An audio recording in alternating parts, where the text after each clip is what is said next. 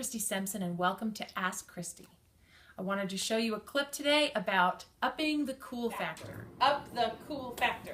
That's what I alluded to by when your kids graduate, let them be your choreographers.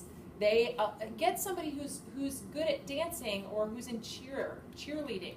You get some good high schooler. So that's one of the things, because these kids love our choreographers, so they want to be like them. So there's all these levels that keep getting. I had to improvise.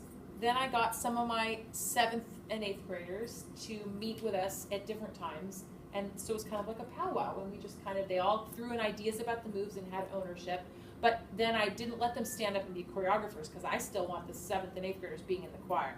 So I didn't want to lower that down, so all of a sudden it wasn't cool to be in the choir. So then I had to put them, but she did it all by herself once we made it all up, and she did the moves, and it was great. So, mentoring her up, it's a great way to have a youth ministry. I think you could turn it into something bigger, have a team of 8 people who helped, and then they're mentoring your 6th graders, and your 6th graders want to be like them. I think I've stumbled on something. And do they lead it during in the rehearsal? Yes. In the performance? Yes. In fact, it used to be that because I like doing choreography. I think it's fun. So I used to do it, and they would do it, next to me. They would be sitting over there.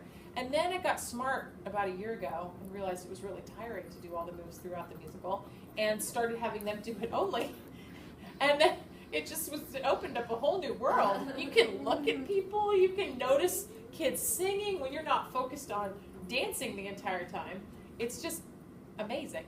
So then they were doing it there. The downside to that, of course, is that the kids aren't necessarily looking at me, so I don't have control to do things. And I didn't like that, but the payoff was better. So I'd scoot them in and kind of try to, I lost some control in the actual show.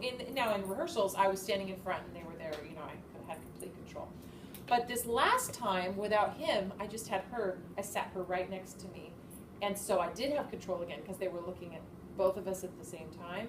And it was actually really cool to see her because we would both realize something was coming up. And she would do the same thing that I was doing at the exact same time. She took the ownership for not just the choreography, for kids going on and off stage and everything, and we would do the same thing. And I had friends watching this, and you guys were doing the exact same thing, like thinking the same thoughts. And even in the performance, I'd turn to her and I'd be like, we'd high five, but what a better way to train up somebody to replace you. So I think I got something.